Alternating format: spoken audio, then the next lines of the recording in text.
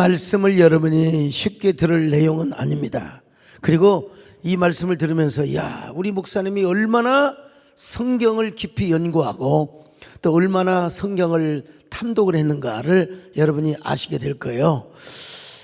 지난 주간에도 말씀드린 것처럼 솔로몬이 지혜가 없어서 지혜를 구한 것은 아닙니다. 솔로몬은 지혜가 많은 사람이었습니다. 그래서 그는 아도니아를 아주 지혜롭게 죽였고, 그리고 요압과 시므이도 지혜롭고 명분 있게 죽였습니다. 그리고 아비아달은 죽이지 않고 저 아나돗으로 낙향을 시켰습니다. 강제로.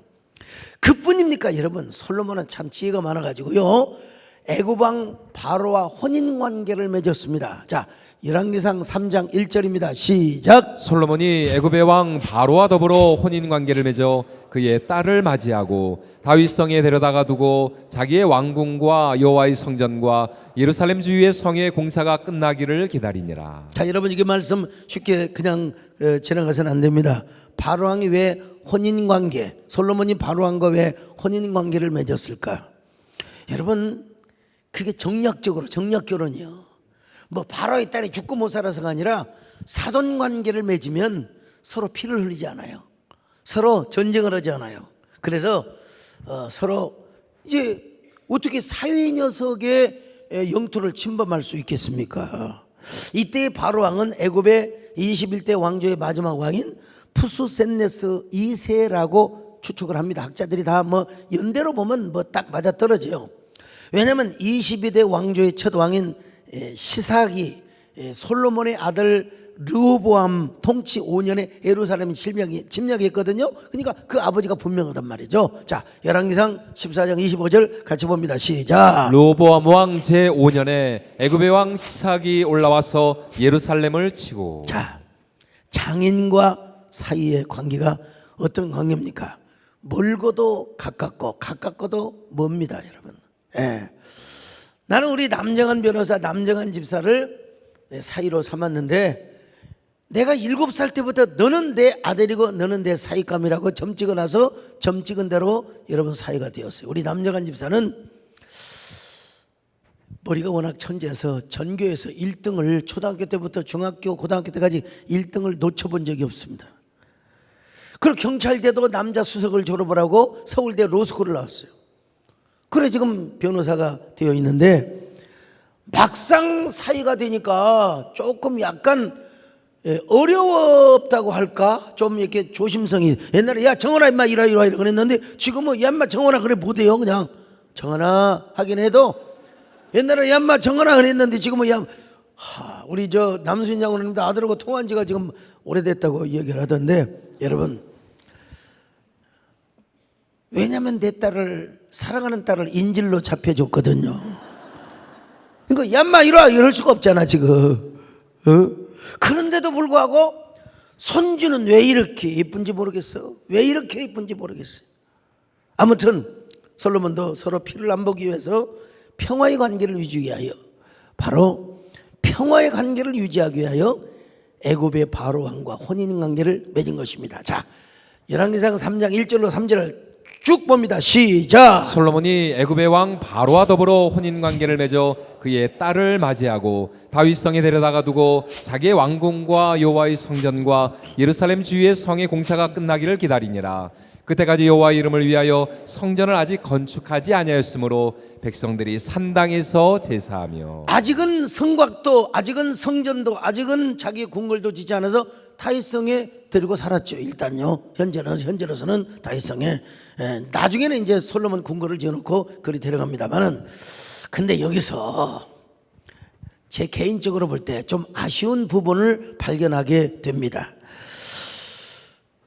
성경을 보면 가나안 여인들과는 절대로 결혼해서는 안 된다. 그렇지만 이방 여인과는 결혼할 수 있어요. 이방 여인과는, 가나안 여인들과는 절대로, 가나안 족술과는 절대로 결혼해서는 안 되지만, 근데 정략적인 결혼을 했거든요. 정략적인 결혼. 솔로몬이 왜 정략적 결혼을 했을까? 이유는 뭐예요? 애굽하고 안 부딪히려고. 아버지는 워낙 그 뭐라 할까요? 그 장수 중에 장수요, 장군 중에 장수요. 그래가지고 아버지는 무력으로 애굽을 제압했어요. 근데 솔로몬은 그렇지를 못했어요. 정략적인 결혼 관계를 통해서 서로 평화롭게 사이좋게 살려고 했어요. 여러분, 아버지가 그렇게 딱 애굽을 굴복시켜 놨으면 여러분, 아들도 하나님을 의지하고 하나님만 의지하고 하나님을 좀 앞세웠으면 얼마나 좋았을까, 이런 아쉬운 마음을 갖는다 이거예요. 여러분, 우리는 여러분 솔로몬처럼 너무 잔머리 굴리지 말고 정략적 결혼, 여러분 사랑해서 결혼하지 왜 정략적 결혼합니까? 물론 비난할 수는 없지만 제가 볼 때 좀 아쉽더라 이 말이에요. 우리는 아까 불렀던 찬송대로 우리는 주님 없이는 살 수가 없습니다. 주님이 도와주셔야 됩니다. 그렇게 고백하며 나가시기를 주의 이름으로 축원합니다. 나는 주님 없이는 살 수가 없습니다. 주님이 도와주셔야 합니다. 주님 없이도 잘 사는 것은 오히려 나를 망하게 합니다. 나는 주님 없이는 살 수가 없습니다. 주님이 도와주셔야 합니다. 주님 한 분만으로 나는 만족합니다. 주님만 있으면 됩니다. 주님 없는 기쁨은 오히려 나 심판의 길로 인도합니다. 주님 없이는 살 수가 없습니다. 주님이 왜 정략 결혼을 안 하냔 말이야. 하나님만 의지하고 하나님을 붙들었으면 더 좋았을 텐데 라고 하는 마음이 하나 들고요. 또 하나는 뭐냐, 약간의 저의 편견이 섞여 있는지는 모르지만 솔로몬이 왕이 되자마자 나는 성전 건축한 줄 알았어요. 역대기서를 보면 그렇게 나오거든요. 역대기서를 보면 그렇게 나오는데 솔로몬이 왕이 되자마자 하나님의 성전부터 건축이 되는 걸로 이렇게 쭉 기술이 되고 있습니다. 여러분, 역대기서의 독자들은 어떤 사람이냐, 바벨론 포로 시기 이후의 사람들이었어요. 그때 사람들은 성전을 무시하고, 요즘 말하면 교회를 무시하고, 교회 세움을 무시하고, 막 예배를 무시하고 말이죠. 그런 자들에게 예배가 얼마나 소중한가, 하나님의 성전이 얼마나 소중한가, 오늘날 교회가 얼마나 소중한가, 오늘 여러분 이걸 깨달으시기를 축원합니다. 왜 이런 것을 가르쳐 주도록 하기 위하여 역대기서가 기록이 되었습니다. 그래서 역대기 쭉 역대하 1장부터 쭉 보면 솔로몬이 왕이 되자마자 성전 건축하는 내용이 쫙 나와 있습니다. 여러분요. 저도 처음에는 그렇게 알았어요. 근데 오늘 본문을 보면 약간 어감이 좀 달라요. 어감이 좀 달라요. 솔로몬이 하나님의 성전을 먼저 건축하는 것보다, 아니, 성전 건축을 하는 것과 함께 왕궁도 건축하고 외곽 성곽을 쌓는다는 어감을 여러분 느끼게 됩니다. 실제로 솔로몬은 왕이 되자마자 성전 건축을 준비하지 않았어요.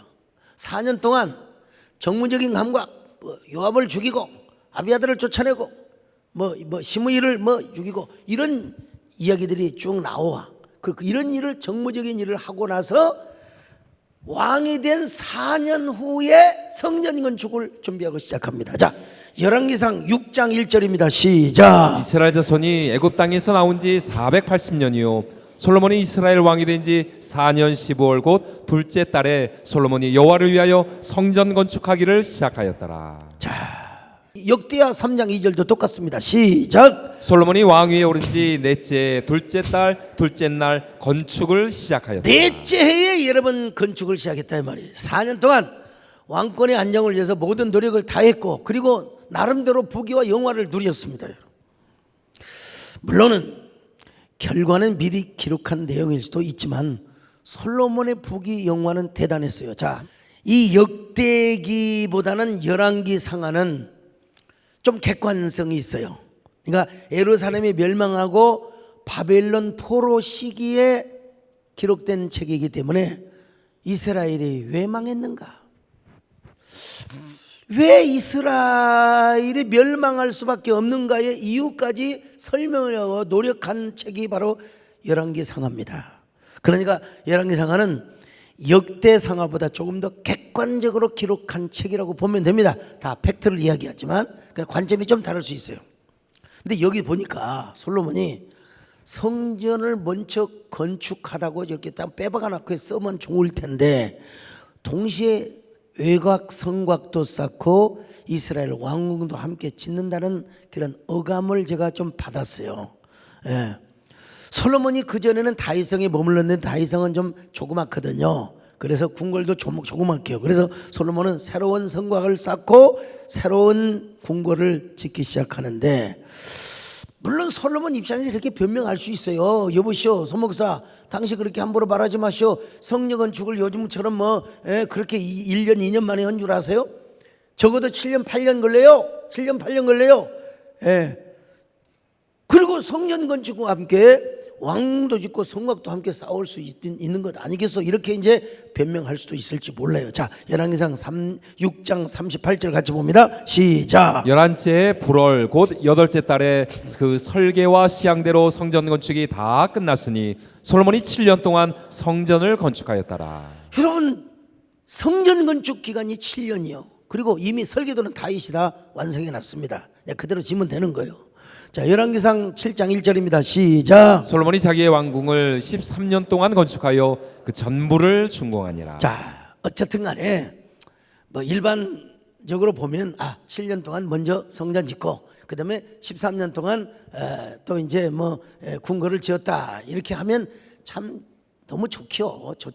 그걸 또 뒷받침하는 성경 구절도 없는 게 아니에요. 자, 역대하 8장 1절입니다. 시작. 솔로몬이 여호와의 전과 자기의 궁궐을 20년 동안에 건축하기를 마치고. 그러니까 7년은 성전 건축하고 그리고 13년은 성곽과 궁궐을 건축했다고 이야기하면 딱 맞아 떨어지긴 떨어지는데, 그런데 역대하를 보면 성전 공사부터 시작한 것처럼 소개되면서도 도중에 왕궁과 성벽 공사를 또 소개하고 있어요. 자, 역대하 2장 3절입니다. 시작. 솔로몬이 사절을 두로왕 후람에게 보내어 이르되 당신이 전에 내 아버지 다윗에게 백향목을 보내어 그가 거주하실 궁궐을 건축하게 한 것 같이 내게도 그리하소서. 성전 건축에 관심이 있지만 궁궐 건축에도 관심이 있어가지고 두로 왕의 왕에게 사신을 보내가지고 백향목을 보내달라 이런 걸 보면 솔로몬의 관심은 성전 건축도 있었지만 자기의 왕궁 건축과 그리고 자신의 그 성벽 건축에도 있었다는 것을 우리가 지레 짐작할 수가 있어요. 어쨌든 간에 그는 정치 감각을 가지고 정무적인 일을 했습니다. 근데 여러분, 다윗의 유언을 보면은 정무적인 일보다 중요한 게 뭔 줄 아느냐?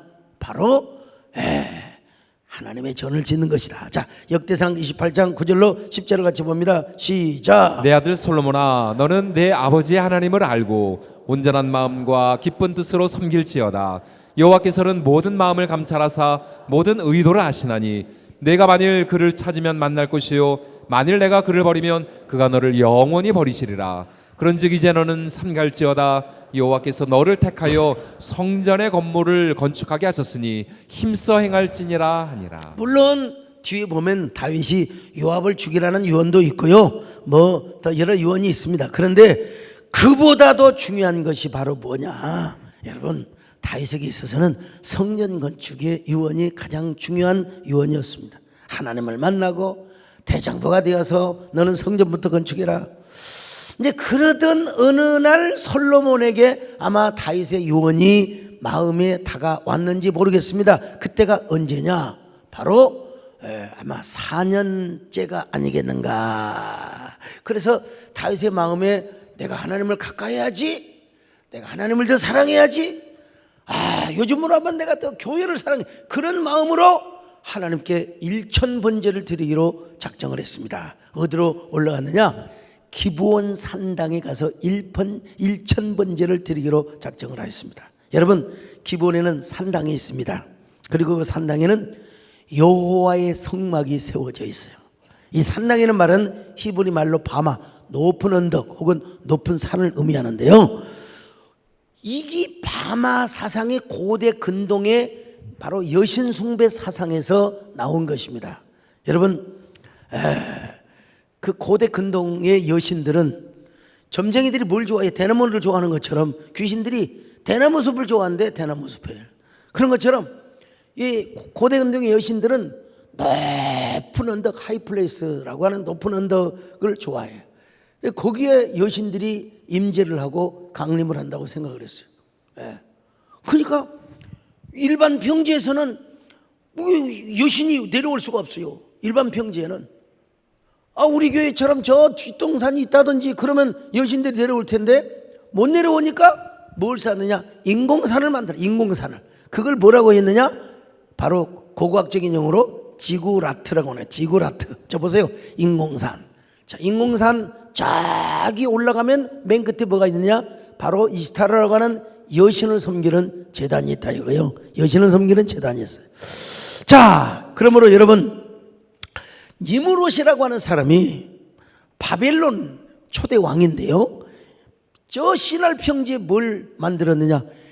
거대한 인공산을 만들었는데 그걸 성경에서 뭐라고 표현하느냐? 바벨탑이라고 하는 바벨탑. 자, 고고학자들에 의하면 그리고 그것이 하나의 문화였으니까 아브람도 이삭도 야곱도 대부분 산에 가서 높은 곳에 가서 심지어는 이방신을 그 위에서 제단 쌓는 그 옆에다가 제단을 쌓고 하나님께 예배를 드렸다는 것입니다. 물론 문화를 얘기하는 것이지 우리는 아브람과 이삭과 야곱은 누구에게 제단을 쌓느냐? 하나님께 제단을 쌓았습니다.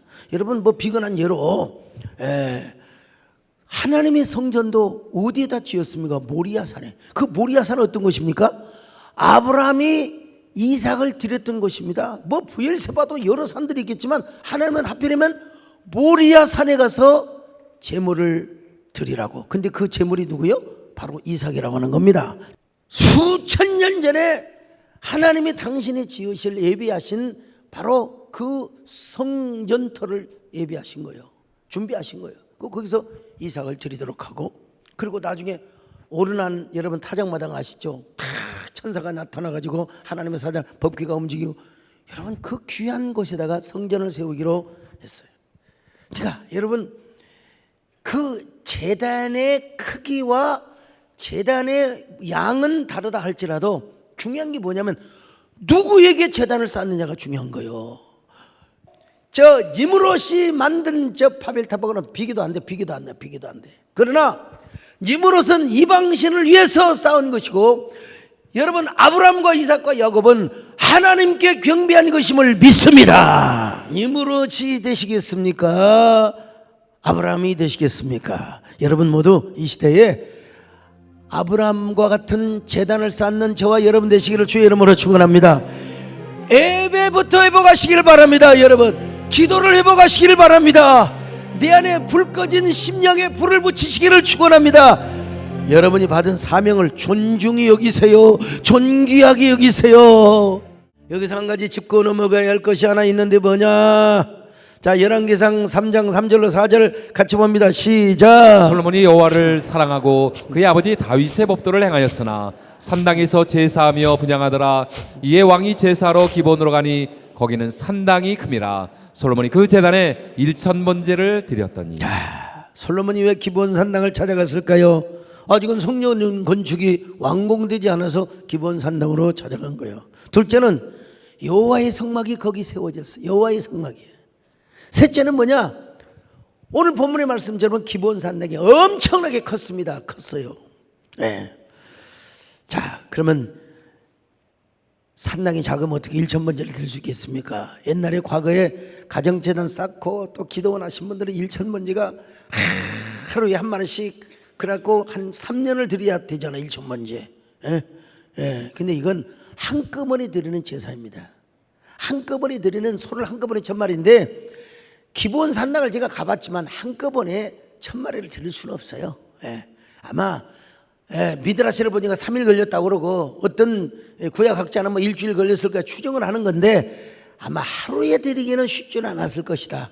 소 1,000마리 소 1000마리를 이제 어떻든 드렸어요. 근데 여러분 그 1000마리는 며칠이 걸렸는지를 모르지만은 첫날을 드리는 것이 아니라 한꺼번에 드렸다는 거, 이거 중요하다는 거 말씀드리고요. 그러면 왜 하나님의 성막이 기브온에 세워졌을까? 저는 그 이유를 아무리 성경에서 찾아보려고 해도 성경에서 찾아볼 수는 없습니다. 제가 이 백과사전을 찾아보니까 이 기브온이라고 하는 것은 베냐민 지파의 영역이었는데, 특별히 라이프 성경 사전을 찾아보니까 기브온은 베냐민 지파의 수도라고 명기되어 있더라고요. 기록되어 있어요. 여기서 어떤 전문가하고 얘기했더니 그 기브아가 아닙니다.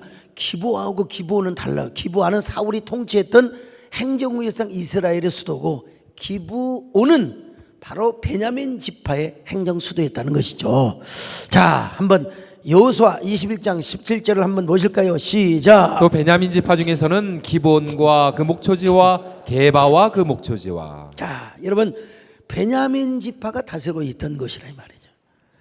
그럼 어떻게 해서 기브온에 하나님의 성막이 모셔졌을까? 원래 하나님의 성막은 어디에 모셔졌을까요? 실로에 모셔졌자. 실로에, 실로. 그런데 실로에다가 모셨는데 이 제사장들이, 특별히 엘리가 개판을 친 거예요. 개판을 친 거예요. 쌍판을 친 거예요. 그리고 하나님이 영광이 떠나버렸어요. 하나님의 영광이 떠나버렸어요. 자, 사무엘상 4장 21절로 22절을 같이 봅니다. 시작. 이르기를 영광이 이스라엘에서 떠났다 하고 아이 이름을 이가봇이라 하였으니 하나님의 교회가 빼앗겼고 그의 시아버지와 남편이 죽었기 때문이며, 또 이르기를 하나님의 교회를 빼앗겼으므로 영광이 이스라엘에서 떠났다 하였더라.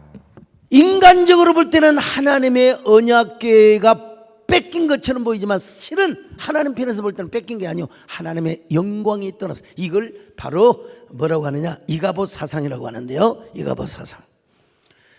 자, 언약궤 뺏기고 나니까 이제 엘리 후손의 그리고 측근들이 85명의 제사장들이 실로를 떠나서 어디다가 바로 성막을 쳤느냐. 어디다가 쳤을까? 어디다가 쳤을까? 내가 수없이 얘기했는데요. 그래서 감사해요. 왜냐하면 우리 성도들은 해도 금방 잊어먹거든. 우리 목사님 또 안 설교 또 한다고. 바로 여러분 예루살렘의 북서쪽에 있는 저 놋땅에 가까운 놋땅으로 성막을 쳤어요. 놋이라고 들어봤죠? 시골에서 우리 노 얻어서 모내기 한다 몰라요? 그 노을 말하는 거예요, 여러분요. 그런 건 아니고 그런 건 아니고 발음은 똑같다 이거예요. 발음은 똑같다 이거예요. 자, 여러분 다윗이 사울의 진노를 피해서 도망을 갈 때 먼저 성막으로 달려가잖아요. 거기서 배고파가지고 다윗이 굶주린 배를 막 그냥 배불리고, 그리고 이 골리앗이 든 창과 그리고 칼까지 들고 이제 광야로 도망갑니다. 그러고 나서 성막은 어떻게 되었을까? 몰라요. 근데 보니까 기브온에 성막이 쳐져 있거든요. 분명한 사실이요. 그래서 유명한 게알데스보스라고 하는 그 구약 신학자가 그의 성서 신학에서 이런 추론을 하는 걸 봤어요. 아마도 베냐민 지파의 영토이니까 그 영토에서 빌부터 살던 레위인과 제사장들이 사울의 백을 믿고, 아마 기브온에 산당이 있는 곳이니까 기브온에다가 성막을 쳐놨을지도 모른다. 이렇게 나는 그게 맞다고 생각해요. 아무튼 간에. 근데 그 기브온에 있는 성막은 알맹이가 없는 껍데기 성막이었어요. 알맹이가 뭐냐? 언약궤거든요. 언약궤 없는 성막은 이건 껍데기예요, 껍데기. 근데 언약궤는 어디에 있었습니까? 언약궤는 하나님의 영광에 따라서 블레셋으로 먼저 갔어요. 블레셋으로 가니까 아스돗 사람이건 그냥 가드 사람이건 아니건 에글론 사람이건 간에 전부 다 블레셋에 백성들에게 독종을 일으키고 전염병을 일으키고 사망을 일으키고 이 언약궤를 감당할 수가 없어요. 도대체 감당할 수가 없어요. 그래서 이제 하나님의 언약궤를 어디로 보냅니까? 저 이스라엘의 접경적인 베세메스로, 전나는 암소를 통해서. 여러분 전나는 소가요, 새끼를 띄면은 안 가야 되잖아. 그 베세메스 소가 성령의 감동을 받았겠죠. 보나마나 소도 성령의 감동을 받는데, 이천성 목사님에 의하면 우리 집에 키우는 강아지도 방언을 하는데 우리가 여러분 성령 체험을 못하면 되겠습니까? 여러분, 소도 감동을 받아가지고 여러분, 그래서 뒤를 돌아보고 새끼를 쳐다봐야 되는데 이 소 두 마리가 음매 울면서 여러분 저 자기 사명을 감당하는 거예요. 소도 성령의 감동을 받는데 우리가 성령의 감동을 못 받았어야 되겠습니까? 이 완악한 사람들아, 내가 한 게 아니라 옛날에 목사님이 그렇게 하신 거예요. 여러분, 오늘 우리도 여러분 소보다도 더 성령의 감동을 받아야 될 줄로 믿습니다. 근데 이게 블레셋에서 온 언약궤를 베세메 사람들이 아무나 그냥 궤장 열어보듯이 다 본 거예요. 하나님이 여러분 상처를 받잖아요. 그래서 아이고 5만 명이 죽는 사건이 나타나요. 자, 사무엘상 6장 19절 시작. 베세메스 사람들이 여호와의 궤를 들여다본 까닭에 그들을 치사 5만 70명을 죽이신지라. 여호와께서 백성을 쳐서 크게 살육하셨으므로 백성이 슬피 울었더라. 여기서 뭐 5만 명에 대한 것을 깊이 들어갈 수는 없어요. 제가 옛날에 말씀드렸잖아요, 언약궤 시리즈에. 근데 아마 베세메스 사람들은 70명이었을지 모르지만 이스라엘의 전체 합치면 5만 명일지도 모른다고 제가 말씀을 드렸는데, 어쨌든 간에 그렇게 많은 사람이 죽었어요. 그러니까 이제 언약궤를 감당할 수가 없어요. 하나님의 언약궤를 쳐다만 봐도 다 죽어버리네. 하나님의 언약궤를 조금만 경멸해도 죽어버리네. 그래서 언약궤를 감당할 수가 없어요. 어디로 갔느냐?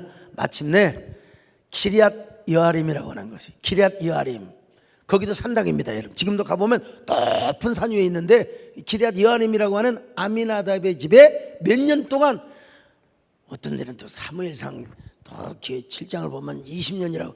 여러분, 그거는 사무엘 때를 말하는 거예요. 사무엘 때. 그러니까 사무엘과 사울을 지나서 다윗 때까지 치면 정확하게 71년 내지 72년이요. 이게 하나님의 언약궤가 70년에서 72년까지 방치가 되어 있는 거예요. 하나님 앞에. 오늘날로 말하면 예배가 방치되고 교회가 방치되고 사명이 완전히 냉담하게 그냥 오늘 저 멀리 은평교에서도 오시고 충주에서도 오시고 하여튼 각 곳에다 보여드리셨지만은, 여러분 예배가 소중하고 기도회가 소중하니까 오늘 저녁에 우리가 이렇게 온 거예요. 중요지 여기 하면 여러분 슬기로운 강좌 마치고 또 다시 살짝 도망가죠. 도망가는 사람도 있겠죠. 여러분, 근데 다윗은요, 다윗 성에다가 하나님의 장막을 쳐놓고 나서 그곳에 모셨습니다. 자, 역대하 1장 4절입니다. 시작. 다윗이 전에 예루살렘에서 하나님의 궤를 위하여 장막을 쳐두었으므로 그 궤는 다윗이 이미 기럇 여아림에서부터 그것을 위하여 준비한 곳으로 메어 올렸고. 그러니까 다윗이가 와서 뭐 춤을 추고 엉덩이가 벗겨지고 하체가 보이고, 그건 우리가 다 너무 잘 아는 사실이잖아요. 근데 그 하나님의 그 언약궤를 모시기 전에 텐트 천막을 쳐놨다 이거예요. 천막을 쳐놨다 이거예요. 근데 여기서 또 그냥 제가 지나갈 수도 있는데 궁금한 점이 또 하나 있어요. 언약궤를 메어올 때 기브온 산당에 있는 성막을 모셔다가 다윗성에다가 두고 하나님의 언약궤를 거기다 모셨으면 얼마나 좋았을까라고 하는 궁금한 사항이, 여러분들은 전혀 그런 거 걱정도 안 하고 궁금도 안 하겠지만 저는 성경을 연구하면서 이런 궁금점이 생겼다 이 말이죠. 근데 다윗은 그렇지 않았어요. 오히려 사독과 아비아달로 하여금 기브온에서 하나님의 회막을 섬기고 하나님의 성막을 섬기라고 말씀하셨어요. 자, 역대상 16장 39절입니다. 시작. 제사장 사독과 그의 형제 제사장들에게 기브온 산당에서 여호와의 성막 앞에 모시게 하여. 자, 역대상 21장 29절입니다. 시작. 옛적에 모세가 광야에서 지은 여호와의 성막과 번제단이 그때에 기브온 산당에 있었으나. 자, 왜 그랬을까? 왜 하나님의 성막을 다윗성으로 모셔오지는 않았을까? 아마 두 가지 이유를 들 수가 있어요. 뭐 성경에 명백하게 나와 있지는 않지만, 첫째는 성막 시대를 넘어서 영원히 무너지지 않고 이동하지 않는 텐트 시대를 넘어서 하나님의 성전을 지으려고 마음먹었어. 우선은 하나님의 장막에다가 자기가 지어놓은 텐트에다가 언약궤를 모시고 언제든지 달려가서 그는 영적 대제사장을 초월해서 왕적 제사장이 되어가지고 하나님의 언약궤를 섬겼는데, 이제는 영원히 무너지지 않는 성전을 지어놓고 그 건축물을 통해서 하나님의 영광을 보여줄 생각했어요. 여러분, 고대 근동에서는 신전의 크기가 그 신의 위대함을 증명해 준다고 생각했어요. 자, 솔로몬도 그렇게 고백하잖아요. 역대하 2장 5절로 6절입니다. 시작. 내가 건축하고자 하는 성전은 크니 우리 하나님은 모든 신들보다 크시니라. 누가 능히 하나님을 위하여 성전을 건축하리요. 하늘과 하늘들의 하늘이라도 주를 용납하지 못하겠거든. 내가 누구이기에 어찌 능히 그를 위하여 성전을 건축하리요. 그 앞에 분향하려 할 따름이니이다. 여러분, 솔로몬이 여기잖아요. 우리 하나님은 너무나 위대해서 어떻게 그 하나님의 임재를 성전에 다 담을 수 있겠느냐. 그럼에도 불구하고 우리 하나님은 모든 신들보다 위대하다 이거야. 베스트 오브 베스트라 이 말이야, 여러분. 그래서 우리 하나님의 성전을 웅대하게 지켰다는 것 아니겠습니까, 여러분? 자, 그런데 불행하게도 다윗은요, 하나님의 성전을 지을 수가 없었어요. 전쟁에서 너무나 많은 피를 흘려가지고 하나님은 다윗에게 성전 짓는 것을 허락하지 않으셨어요. 자, 역대상 28장 2절로 3절 같이 봅니다. 시작. 이에 다윗 왕이 일어서서 이르되 나의 형제들 나의 백성들아 내 말을 들으라. 나는 여호와의 언약궤 곧 우리 하나님의 발판을 봉헌할 성전을 건축할 마음이 있어서 건축할 재료를 준비하였으나 하나님이 내게 이르시되 너는 전쟁을 많이 한 사람이라 피를 많이 흘렸으니 내 이름을 위하여 성전을 건축하지 못하리라 하셨느니라. 하하. 오늘 여러분, 그러므로 우리는 뭐 예배당 지을 일이 없지만 그래도 여러분, 성전 건축을 한다는 거 직접적으로 대입해서 설명한다면 이건 우리에게 불행이 아니라 큰 축복이라는 사실을 믿으시기 바랍니다. 내가 그래서 교회에 수많은 사람이 오고 나가는 사람이 있겠지만 내 기억에 성전 건축에 헌신했던 사람은 내가 밤 11시라도 집에 가서 잡아가지고 절대로 나가지 마라, 나가더라도 복을 받고 나가라, 내가 그렇게 한 거예요. 또 여러분, 또 성전을 건축하지 않더라도 우리가 정말 성령의 능력을 받아서 하나님의 은혜를 받아가지고 여러분 교회를 세우며 교회를 일으키고 교회를 일구며 교회를 부흥시키며 교회를 여러분들이 봉사하고 있다, 이것이 여러분 영광 중에 영광이라는 사실을 믿으시기 바랍니다. 믿으셔야 돼요. 여자로 태어나서 말만 하는 말권사가 아니에요. 남자로 태어나서 말로만 하는, 어떤 분이 그러더라고. 우리 소목사는 위대하다고. 어느 병원에서 우리 소목사는 위대하다고 어떤 분이 가서 막 되게 불평을 했나. 소목사 불평하고 막 교회 불평하고. 근데 그분이 우리 교회 중직자라는 거예요. 우리 목사님이 힘드시겠다고. 목사님이 저런 사람도 다 품는다고. 난 다 품어요. 여러분도 뒤에 가서, 여러분 나 흉볼 때 있잖아요. 그때 재미있잖아요. 장로들 모여가지고 막 우리 목사님 다 좋은데 말이야 이러고 또 저러고. 그냥 혹시 김질 장로님 그런 거 없어요?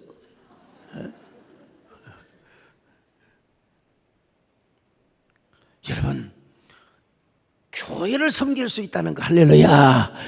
우리가 교회 세움 사역에 동참할 수 있다는 거, 이거 가장 큰 축복임을 다시 한번 믿으시기를 바랍니다. 자, 그 다음에 다윗이가 왜 하나님의 성막을 못 옮겨왔느냐, 이거는 아마 추측입니다만은 베냐민 지파와 에브라임 지파의 눈치를 봤기 때문에 그래요. 눈치를 봤기 때문에. 이건 거의 합리적으로 맞아. 다윗 성전을 지을 수 없다고 해서 이제 와서 기본 산당에 있는 성막까지 옮겨오는 것은 베냐민 지파, 에브라임 지파, 이놈들이 잠재적 안티로 남아있거든요. 실권적인 통치를 하고 있지만 은근하게 이 다윗의 안티로 존재하고 있었어요. 잠재적 안티로. 왜? 사울이 베냐민 지파의 후손이요. 그리고 에브라임과 베냐민 지파는 거의 쌍둥이야. 에브라임이 가는 곳에 베냐민이 있고 베냐민이 가는 곳에 에브라임이 있고, 이 두 지파가 은근한 잠재적 안티 세력으로 존재하고 있다 이 말이죠. 그러니까 베냐민 지파의 후손 중에 시므이가 다윗이 압살롬의 반란을 맞이해서 도망갈 때 막 흙을 뿌리면서 에라이 비로한 자야 비를 참아가라고 뭐 여러분 저주를 했잖아요. 그 이유가 바로 베냐민 지파. 그런데 여러분, 왕권을 회복하고 예루살렘으로 돌아올 때 베냐민 후손 시므이가 1000명을 거느려 자기 안 죽으려고 베냐민 지파의 후손 1000명을 거느리고 와서 엎드려 절하면서 아이고 폐하 용서가 없어서 이놈의 주댕이가 방정이었습니다. 그래가지고 여러분 다윗이가 베냐민을 지파의 그 후손 시므이를 죽일 수도 있었지만 긍휼 전략을 가요. 긍휼 전략으로 나가는 거예요. 긍휼 전략으로.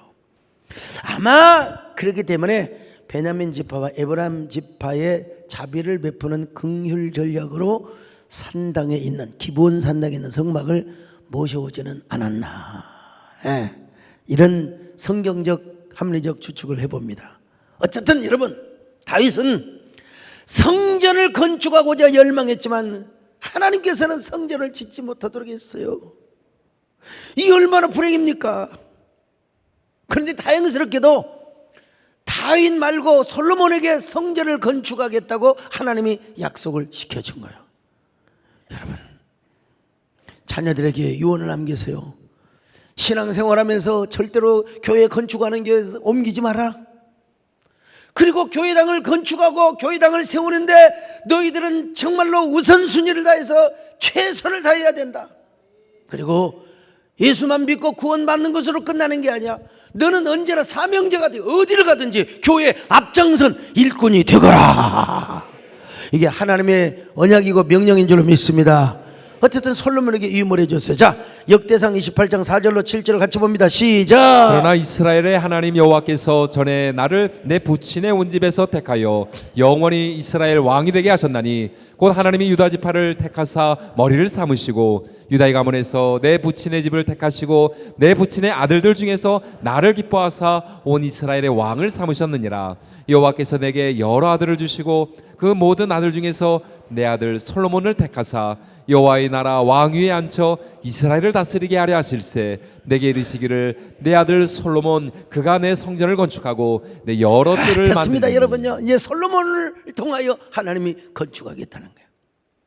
어떤 목사님이 45년 목회를 마감하고 은퇴를 하는데 제가 우리 친구 아버지라 제가 갔거든요. 근데 그분이 그러시더라고. 내가 45년 동안 목회를 했는데 나는 예배당을 한 번도 지어본 적이 없다. 예배당 질만하면 분쟁이 생겨서 이 교회로 옮겨가고 저리 옮겨가고. 여러분 저는 예배당을 화순백암교회 지었지요, 저 구미동에 지었죠, 오늘 프라미스 컴플렉스 지었죠, 기도원도 지었죠. 또 앞으로도 하나님의 은혜 주시면 여러분 하나님의 거룩한 교회를 세우는 것은 가장 큰 축복임을 믿으시기를 바랍니다. 근데 다윗이는 너무나 전쟁을 많이 해가지고 그 축복을 솔로몬에게 미뤘다 이 말이에요. 그런데 솔로몬이 왕이 되자마자 제일 먼저 성전 건축 공사부터 시작했으면 얼마나 좋았을까라고 하는 퀘스천을 던지기 위해서 여기까지 좀 빙빙 돌고 왔다 이 말이에요. 역대기서를 보면은 다윗이가 맨 먼저 하는 것이 성전 건축으로 되어 있지만 오늘 본문 열왕기상을 보면은 꼭 그렇다고만 믿어야 할까라고 하는 약간의 의문심. 이 정확한 건 뭐냐? 솔로몬이 왕위를 어느 정도 정리하고 어느 정도 모든 평정을 하고 나서 4년 후에 지었다는 것은 객관적 팩트입니다. 좀 우리 같아서는 내 같은 성질 같아서는 왕이 되자마자 우리 아버지 요원이다, 우리 하나님의 뜻이다, 자 모든 석수들과 목수장이들 전부 성전 건축부터 준비해라, 설계도 갖다 놓고 준비해라, 이렇게 좀 성경이 나와 있으면 얼마나 좋을까 하는 아쉬움이 이재훈 목사님 이해가 되십니까? 네. 근데 4년 후에 지었다는 것을 생각하면 자 한번 성경 확인해 봐요. 자 열왕기상 6장 1절입니다. 시작. 이스라엘 자손이 애굽 땅에서 나온 지 480년이요 솔로몬이 이스라엘 왕이 된 지 4년 15월 곧 둘째 달에 솔로몬이 여호와를 위하여 성전 건축하기를 역대하도 똑같이 말씀하고 있습니다. 시작. 역대하 3장 2절입니다. 시작. 솔로몬이 왕위에 오른 지 넷째 해 둘째 달 둘째 날 건축을 시작하였더라. 아니 솔로몬 입장에서는 내 사정을 몰라서 그러지 마음은 있었어. 그런데 어찌 정치하다 보니까 그래서 이렇게 이야기할 수도 있죠. 얘기할 수도 있지만 그러나 솔로몬이 나중에라도 4년이 되고 나서 4년째를 맞이해서 성전을 건축한 건 다행이긴 하지만, 다행이긴 하죠. 근데 우리 욕심에서는 성도들한테 설교하기 좋게, 그래 솔로몬이 쫙 그냥 왕이 되자마자 먼저 다윗의 설계도를 딱 보면서 석수장이 목수장이 다 목수장이라고 죄송합니다. 예. 자, 건축가들 다 모여가지고 자, 연구해라 이렇게 지시를 했으면 얼마나 좋았을까라고 하는 욕심이 든다 이거요. 예, 욕심이 들어요. 자, 여러분 제 마음이 공감이 갑니까? 그래도 솔로몬은 대단한 사람이에요. 1000번제를 드린 사람. 1000번제. 1000번제는 소를 1000마리를 드리는데, 1000마리를 드리는데, 오래전에 정주영 회장께서 평양에 소떼 500마리를 끌고 가는 게 뭐 하여간 일간지에서부터 모든 공중파 방송 다 나왔어요. 500마리.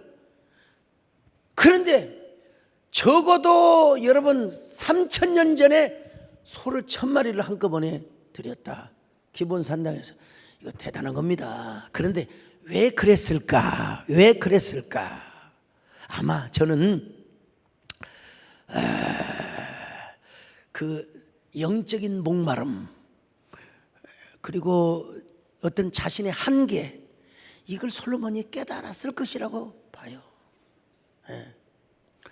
솔로몬이 머리 안 좋은 사람도 아니라니까. 솔로몬이 지혜가 없는 사람도 아니요. 오죽하면 바로와 정략 결혼까지 했겠습니까?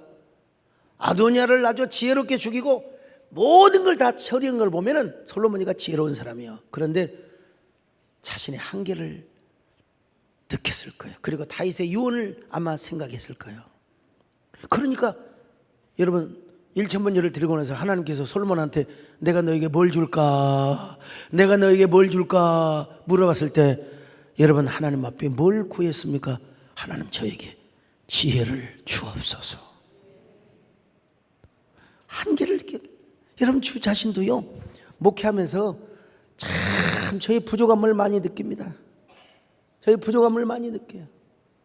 여러분 솔로몬 다음에 쭉 공부하겠지만 솔로몬은요 마병이 얼마였느냐. 자, 역대하 시작. 솔로몬이 병거와 마병을 모음에 병거가 1400대요 마병이 12000명이라 병거성에도 두고 예루살렘 왕에게도. 자, 열왕기상 4장 26절도 한번 보실까요? 시작. 솔로몬의 병거의 말 외양간이 4만이요 마병이 12000명이며. 외양간이 세상에 4만 칸이나 있어. 4만 칸. 예. 물론 이제 왕이 되려면은 왕을 말을 많이 두지 말라고 하는 하나님의 계명도 있어요. 그건 다음에 또 공부하겠지만 어쨌든 솔로몬은 갖출 걸 다 갖췄어요. 다 권력도 평안하게 이양을 했고. 그런데 여러분 영적인 굶주림, 영적인 허기증, 막 이걸 느꼈을 거예요. 보나마나 100% 느꼈을 거예요. 그리고 자신의 한계를 느꼈을 거예요. 그래서 이제 1000번제를 드리고 그리고 하나님 앞에 지혜를 달라고 구했던 거예요. 오늘 여기까지만 말씀을 드려요. 시간상요. 예. 그 다음은 또 계속 공부를 할 텐데, 오늘 우리에게 중요한 건 뭐냐? 우리 하나님께서 우리에게 주신 지혜를 발휘하는 게 좋아요. 좋지만 내 지혜와 내 지식으로는 한계가 있다는 걸 알아야 돼요. 한계가 있다. 예. 흔히 그런다고 하잖아요. 인풋을 하려면은 첫째는 여행을 하고 두 번째는 독서를 하고 그러는데 여행과 독서 가지고 됩니까, 여러분? 우리가 하나님의 은혜를 받아야지요. 하나님의 영감을 받아야지요. 하나님의 능력을 받아야지요. 오늘 솔로몬처럼 우리에게 영적인 허기를 허락하여 주옵소서. 예. 영적인 굶주림, 영적인 허기증을 우리에게 허락하여 주옵소서. 나도 여러분 배고플 때가 많습니다. 영적으로. 나도 그래서 막 성경과 씨름하고 또 연구하고 또 배우고 또 독서하고 또 여러분 계속 하는 거예요. 이번 주는 내가 설교를 몇 번이나 했습니까? 지금 몇 개를 준비했습니까? 예? 이게 보통 사람으로서는 할 수가 없는 거예요. 그렇지만 하나님께서 주시는 은혜, 그리고 하나님, 저도 하나님의 은혜가 필요합니다. 하나님 지혜가 필요합니다. 그러면서 이 솔로몬을 쭉 연구하면서 내가 솔로몬이네. 나도 내가 내 지혜를 자랑하고 내가 내 지식을 자랑할 때가 있어서 주님, 저도 1,000번지를 드려야 되겠습니다. 하나님의 지혜를 구해야 되겠습니다. 여기 1,000번 얘기하니까 아멘한 사람이 딱 한 사람 있네. 오늘 여기까지 하고요. 나머지는 또 다음 시간에 계속 이어서 하겠습니다.